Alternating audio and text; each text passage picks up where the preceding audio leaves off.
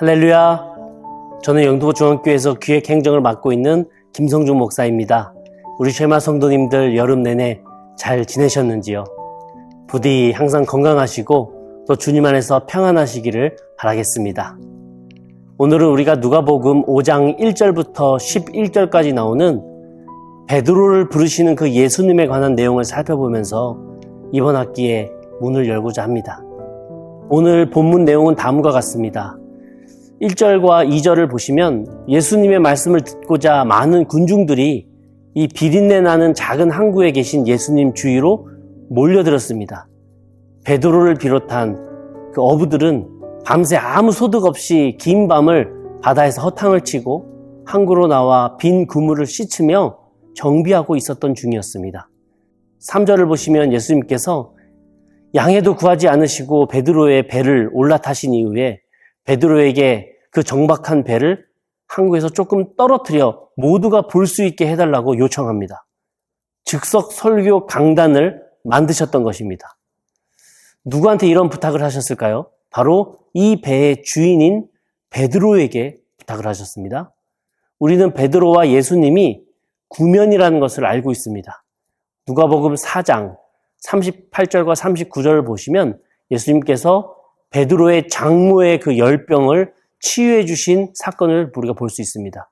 그렇기 때문에 이 베드로는 사실 예수님에게 신세를 졌습니다.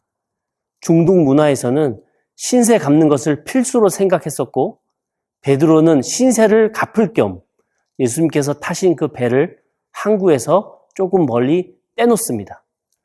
예수님께서 군중에게 설교하시는 동안 베드로는 그 배에 함께 타서 배를 움직이고 조정해주고 있었습니다. 왜냐하면 큰 호수에서 파도가 일렁이기 때문에 가만두면 그 배는 100% 군중들로부터 멀리 흘러갈 것이었기 때문입니다. 그러니까 주기적으로 예수님께서는 설교하시고 베드로는 노를 저어서 군중과 일정한 거리를 유지하도록 배를 컨트롤해줘야 했다고 하는 것입니다. 즉 절대 초보자는 하기 어려운 그 능숙한 노젓기 기술이 필요했다고 하는 것이죠.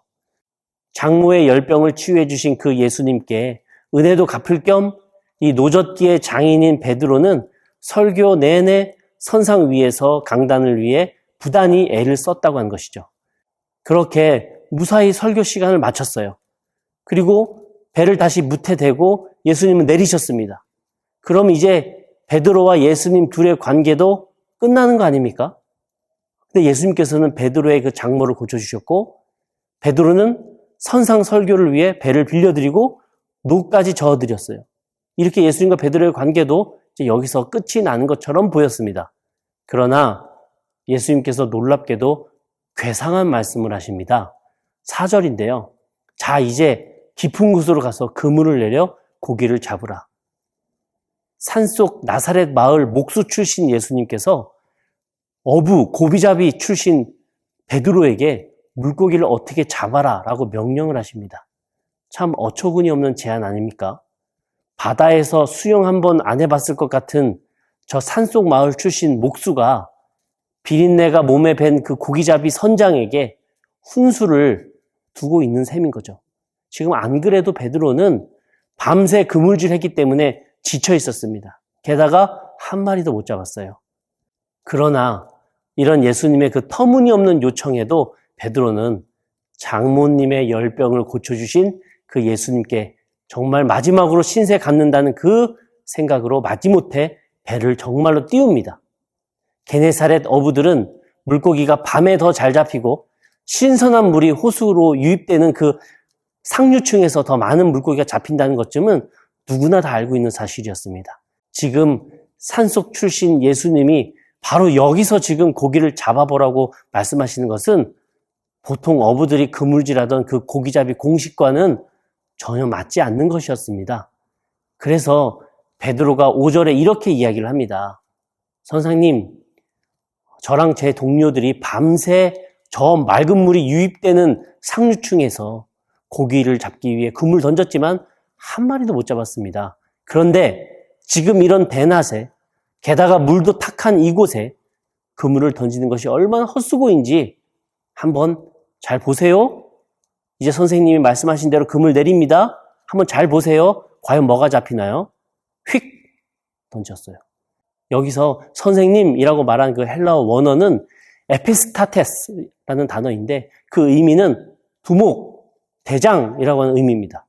즉 베드로는 친분 관계도 별로 깊지 않은 그 예수님을 두목, 대장이라고 부르면서 피곤한 데다가 기분까지 상한 채로 지금 주님을 비꼬고 있는 겁니다. 6절과 7절의 내용입니다. 그런데 이게 웬일입니까? 엄청나게 많은 물고기가 잡혀버렸어요. 이 베드로 입장에서는 지금까지 어부로서의 그 경험과 지식으로는 더 이상 설명되지 않는 부분이었습니다. 그러나 그 기가 막힌 상황에서도 베드로는 머리가 휙휙 굴러가요. 앞으로 두둑하게 돈을 벌 생각을 합니다. 그래서 베드로는요, 목소리를 낮춥니다. 베드로는 다른 배에 탄 동료들에게 절대로 소리치지 않았습니다. 그저 이쪽으로 빨리 오라는 손짓을 할 뿐이었습니다.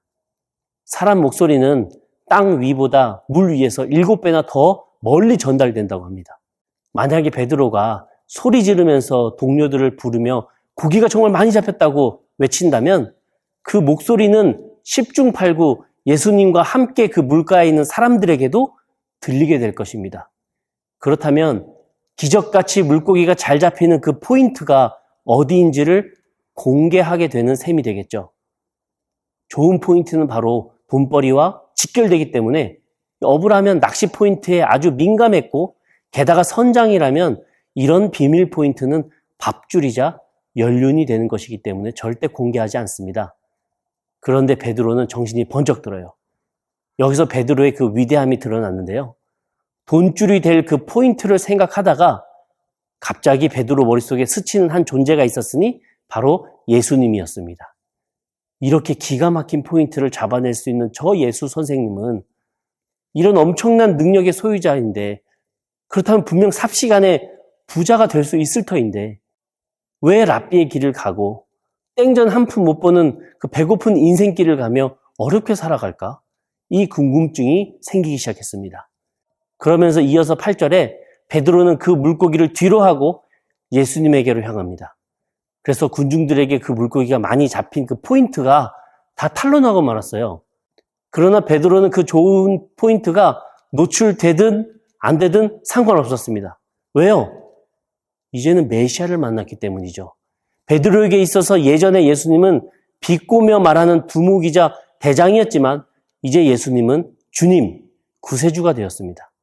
베드로는 예수님께 이렇게 말합니다. 주여 나를 떠나소서 나는 죄인이로소이다. 베드로는 더러움이 깨끗함을 만나면 그 깨끗함도 더러워진다고 여겼었기 때문입니다.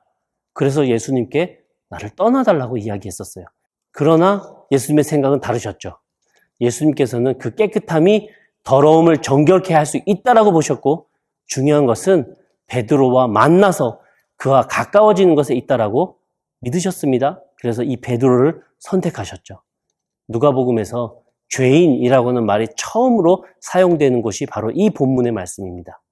또한 예수님께서 그 죄인을 찾아 구원하시는 분이라는 그 구주라고 하는 그 표현도 누가복음에서 오늘 본문에 처음 등장합니다. 사실 오늘 이 본문의 핵심은 잃어버린 자를 찾으시는 그 예수님에게 초점이 맞추어져 있습니다. 예수님은 잃어버린 자, 즉 베드로를 찾으러 이 어촌에 오셨던 거였어요. 그리고 마지막으로 예수님께서는 10절 후반에 두려워하지 말라고 말씀하시면서 베드로의 그 능숙한 고기잡이 솜씨를 돈 버는 데가 아니라 다른 곳에 사용하시겠다고 말씀을 하십니다. 이제후로는 내가 사람을 취하리라.